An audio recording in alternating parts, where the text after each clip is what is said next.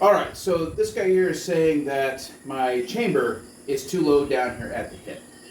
Well, let's explain why the chamber is down here. Now, we'll use a chamber up here, especially when doing like sanchin type work, but we chamber down here at the hip most often. Let's get into why we chamber down here rather than up here all the time. So, high hikite. If I come in here, trapping in here like this, you can see I only get that right there.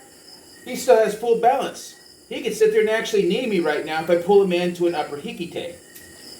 Hikite to the hip, same thing. I get out of the way, come to the arm drag. Which one do I have more control over? Securing him down to my hip? Is he going to be able to knee me now? Which one's better for grappling? Here or here? Now that doesn't mean that the hip is the only place to grapple at. You can grapple up here, but that's more like we're already in a grappling situation here. So we're already here like this. I'm going to grab him and pull this into here. And see, now I'm doing an upper level hikite. See, there's my upper level hikite. But that's going to be for grappling like that. But as far as the pull is concerned, more than likely that's his guards up. When I'm coming up here, see, I'm getting out of the way, setting up my arm drag, using my whole body, and securing down here. That's why in old karate, we're chambering down here. Old karate is also concerned with weaponry. So in old karate, weaponry and empty hand are not divorced from each other.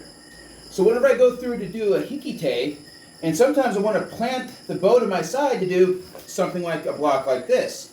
You'll notice down here chambering at the hip for the staff weapon makes a lot more sense than chambering up high and then try to do that same block. This is awkward and just wouldn't work at all. So again, since old karate is still married to the weapons component, we're doing things that work empty hand and with weapons in hand. Now I don't have a pair of sai available to me right now, but imagine the tines on the side, you're trying to chamber up here with the tines right at your armpit right here, versus down here at the hip where the tines are completely out of the way. So another reason old karate is down here is because we use weapons also.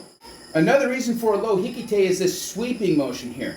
So if I do a high hikite, he comes in and punches down here, oh, I got hit. Nothing gets cleared out. Okay? Now that doesn't mean I'm going to try to block someone this way, but it's still a concept being taught. Versus low, he punches. You can see there, I'm sweeping out and clearing that from me there. So here's another application to this hikite right here. So someone grabs from the side here, I come up here like this, and there's my hikite right there. I've now trapped him. Now, you know when you do the karate punch? Now I can do my karate punch and start to grapple even more than going to a block right here and send him flying around with the block. So a lot of these hikites, these blocks you see in karate, have grappling applications as what they actually mean.